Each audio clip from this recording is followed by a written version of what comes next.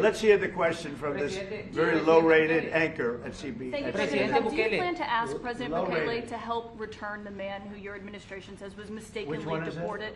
The man who was mistakenly deported to El Salvador? Well, let me ask Pam, would you answer that question? Sure, President. First and foremost, he was illegally in our country. He had been illegally in our country. And in 2019, two courts, an immigration court and an appellate immigration court, ruled that he was a member of MS-13 and he was illegally in our country. Right now, it was additional paperwork had needed to be done. That's up to El Salvador if they want to return him. That's not up to us. The Supreme Court ruled, President, that if, as El Salvador wants to return him, this is international matters, foreign affairs, if they wanted to return him, we would facilitate it, meaning provide a plane. So will you return him, President Bukele? And you are doing a great job. Thank you. Miller, wait a minute. Can you just also respond to that question? Because, you know, it's asked by CNN, and they always ask it with a slant. Because they're totally slanted because they don't know what's happening. That's why nobody's watching them. But would you answer that question also, please? Yes, gladly. So, as Pam mentioned, there's an illegal alien from El Salvador. So, with respect to you, he's a citizen of El Salvador. So, it's very arrogant even for American media to suggest that we would even tell El Salvador how to handle their own citizens as a starting point. As two immigration courts found that he was a member of MS-13. When President Trump declared MS-13 to be a foreign terrorist organization, that meant that he was no longer eligible under federal law, which I'm sure you know, you're very familiar with the INA, that he was no longer eligible for any form of immigration relief in the United States. So we had a deportation order that was valid, which meant that under our law, he's not even allowed to be present in the United States and had to be returned because of the foreign terrorist designation. This issue was then, by a district court judge, completely inverted, and a district court judge tried to tell the administration that they had to kidnap a citizen of El Salvador and fly him back here. That issue was raised to the Supreme Court, and the Supreme Court said the district court order was unlawful, and its main components were reversed 9-0 unanimously, stating clearly that neither Secretary of State nor the President could be compelled by anybody to forcibly retrieve a citizen of El Salvador from El Salvador, who again is a member of MS-13, which, as I'm sure you understand, rapes little girls, murders women, murders children, is engaged in the most barbaric activities in the world, and I can promise you, if he was your neighbor, you would move right away. So you don't plan But to the ask for Supreme anyone Court's to get asking him back? to. And that- what was the ruling that your position? in the Supreme Court, Steve? Was it 9-0?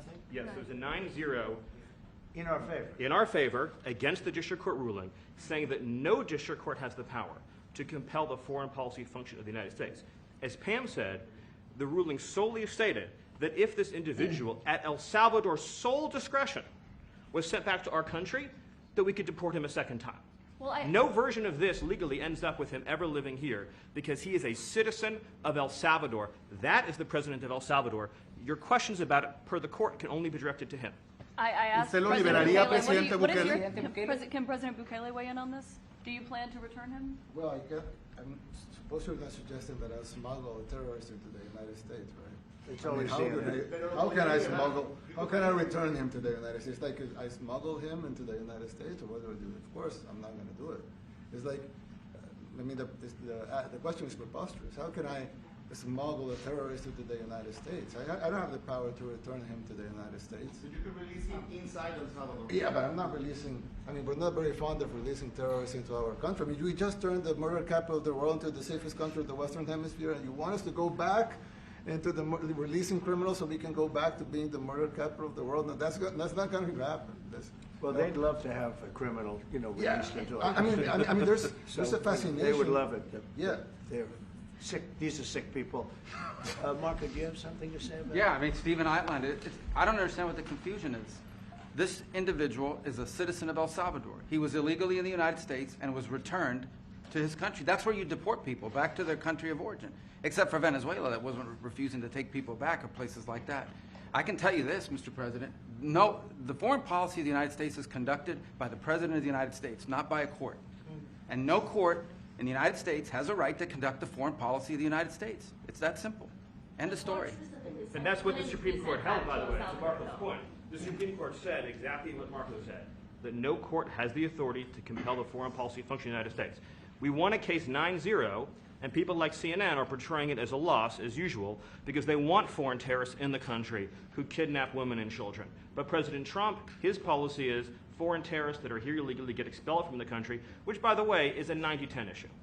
Well, Mr. President, you said that if the Supreme Court said someone needed to be returned, that you would abide by that. You said that on Air Force One just a few days ago, and they said that it must be facilitated. Why don't you just say, isn't it wonderful that we're keeping criminals out of our country? Why can't you just say that? Why do you go over and over, and that's why nobody watches you anymore? You know, you have no credibility. Please, go ahead. Hi, I'm Monty Torres with Fox 26 News on YouTube. Thank you for checking out our YouTube channel, where we have loads of great content for you to choose from. And while you're here, why not click on the subscribe button right here? That way you can stay in touch with all the latest breaking news, everything news related within the Central Valley. And thank you for watching.